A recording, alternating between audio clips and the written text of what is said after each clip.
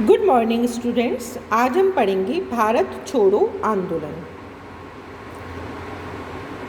असहयोग आंदोलन सविनय अवज्ञा आंदोलन की असफलता के परिणाम स्वरूप भारतीय जनता में निरंतर हताशा और निराशा की भावना थी।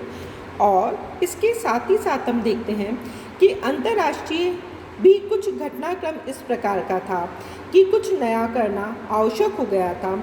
और इसी प्रयास में हम देखते हैं कि 1900 भारत छोड़ो आंदोलन प्रारंभ हुआ, जिसका एक प्रमुख कारण था 1935 के अधिनियम से निराशा।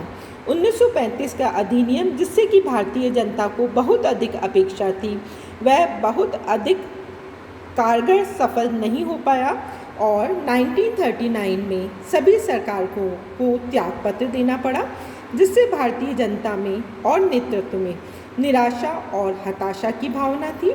इसके साथ ही साथ द्वितीय विश्व युद्ध तथा भारत पर जो इसका प्रभाव पड़ा।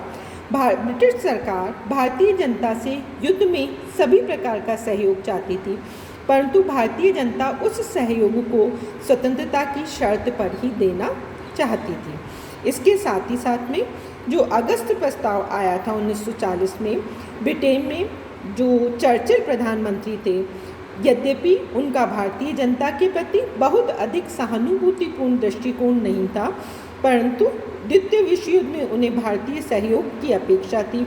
और इसी सहयोग को प्राप्त करने के लिए लॉर्ड लिंथगो के द्वारा 8 अगस्त 1940 को एक वक्तव्य प्रदान किया। और वह जो वक्तव्य था उसकी प्रमुख विशेषताएं ये थी, जो कि अगस्त प्रस्ताव के नाम से प्रसिद्ध हुआ था, जिसकी पहली विशेषता है कि भारत को औपनिवेशिक स्वराज्य दिया जाए। इसकी दूसरी विशेषता थी कि गवर्नर जनरल की जो कार्यकारिणी परिषद का विस्तार किया जाए और उसमें भारतीयों का समावेश किया जाए। अभी तक इस कार्यकारिणी परिषद में भारतीयों को पर्याप्त प्रतिनिधित्व नहीं दिया गया था। और तीसरी जो विशेषता थी कि भारत संविधान के निर्माण की प्रमुख जिम्मेदारी भारतीयों की होगी, अर्थात भारतीयों के सहयोग से भारतीय संविधान का निर्माण किया जाएगा। चौथा, युद्ध परामर्शदात्री समिति की स्थापना की जाएगी और यह जो युद्ध परामर्शदात्री समिति है वह द्वितीय विश्व युद्ध के लिए ब्रिटिश सरकार का सहयोग करेगी। इसके साथ ही भारत को ब्रिटिश राष्ट्रमंडल में स्वतंत्र तथा समान साझेदारी प्रदान की जाएगी। यह जो अगस्त प्रस्ताव था, यद्यपि इससे भारतीय जनता संतुष्ट नहीं थी। चौथा जो कारण था वह था व्यक्तिगत सत्याग्रह। महात्मा गांधी ने विनोबा भावे को प्रथम सत्याग्रही के रूप में प्रस्तुत किया और सत्य अहिंसा के आधार पर उन्होंने एक आंदोलन प्रारंभ किया। विनोबा के बाद में जवाहरलाल नेहरू ने भी सत्याग्रही बने, जो कि द्वितीय सत्याग्रही बने। और बाद में मौलाना आज़ाद, सरदार पटेल तथा अन्य अनेकों कांग्रेसी इस व्यक्तिगत सत्याग्रह में शामिल हुए, जिसका लक्ष्य ब्रिटिश सरकार के अन्याय अत्याचार का विरोध करना था।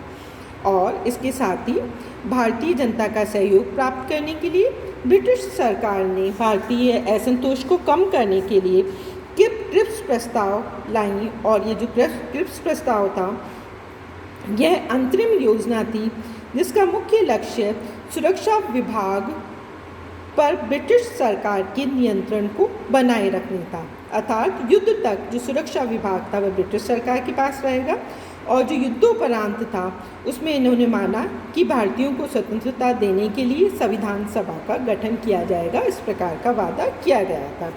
यद्यपि क्रिप्स प्रस्ताव भी भारतीय जनता को संतुष्ट नहीं कर सका था। वह कुछ और ठोस और विश्वस्त समाधान चाहती थी।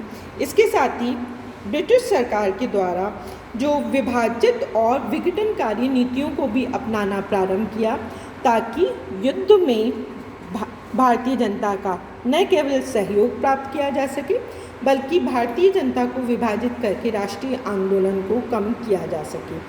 और इसके साथ ही जो एक प्रमुख समस्या उस समय की थी कि बर्मा पर जापान निरंतर विजय को प्राप्त कर रहा था।